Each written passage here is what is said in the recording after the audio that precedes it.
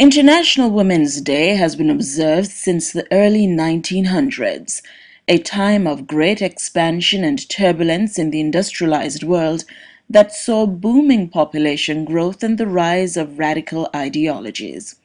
Throughout the years, International Women's Day has grown to become a global day of recognition and celebration across developed and developing countries alike. Annually, on the 8th of March, thousands of events are held across the world to inspire women and celebrate achievements. A global web of rich and diverse local activity connects women from all around the world. The Caribbean Council for the Blind joins the thousands in commemorating International Women's Day.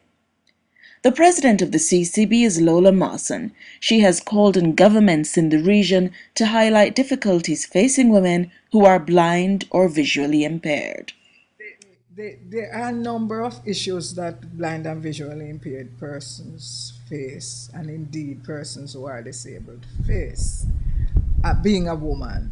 For instance, you wonder sometimes, even while the adjustment to blindness program was going on, you wonder sometimes why you have more male than female being adjusted or rehabilitated, when research has shown that women account for the majority of persons who are blind.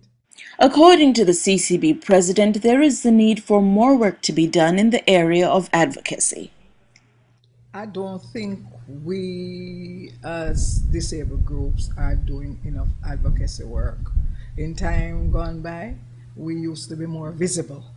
But I think now, because people are, rather focusing on getting bread on the table, as it were, some things get swept under the exact table that you're trying to put bread on, as you know.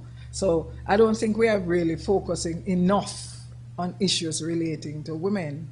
And even the women themselves get a little complacent. You're trying to get groups together and you find that they won't come, or even if they do come, obviously your goal for the group and their goal really don't match.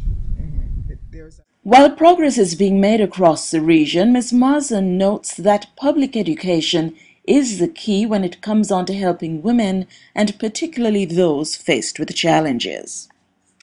To start with, we have to make the women themselves believe that they don't have to sit in their circumstances and be abused, for instance. You find that there are many women who, because they may be along with a person who is not disabled, they subject themselves to all kinds of abuse, and we really want to get rid of that. But as to how, I think education, public education, it plays a major role. Women need to recognize that, certain things that are done to them is considered to be abusive. Sharing information is also of vital importance to improving the lives of the women who are blind or visually impaired. Unless we know about your circumstances, we can't do anything about it. And some of these things get swept under the carpet. For in the same way you deal with the abuse, it gets swept under the carpet, and you really don't know anything about it. The CCB president is also encouraging the women who are blind or visually impaired to seek help.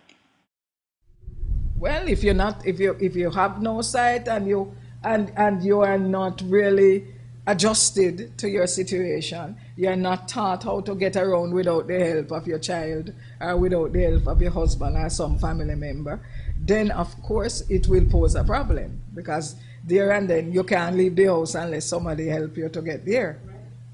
So if you are able to get out and to know that there are training institutions, you seek your help there, then you won't be able to liberate yourself.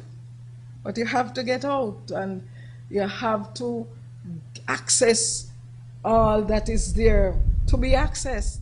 The opportunities for training are available, so women are being encouraged to take control of their lives. It is certainly not the end of the world, but there are some people who will believe that it is the end of the world. Nobody really wants to lose their sight. You know, sometimes I hear people say, why, me rather deaf than blind, because people will give all kind of things to eat as if they don't have a sense of smell to know what they are eating, you know.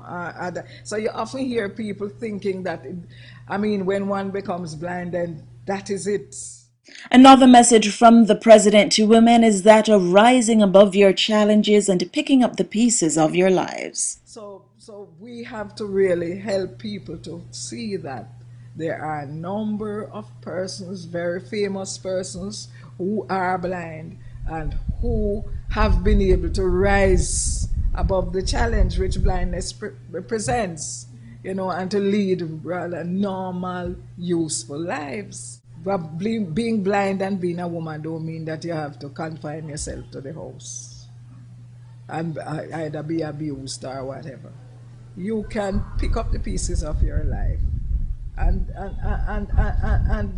get yourself in a position where you can be trained for whatever you need to do.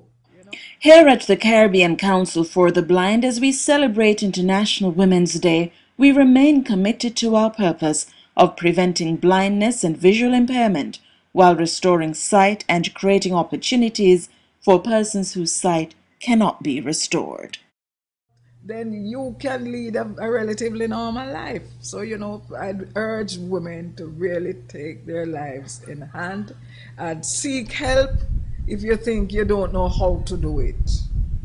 Seek assistance from those who are able to help get out and be involved and lead a normal, useful life.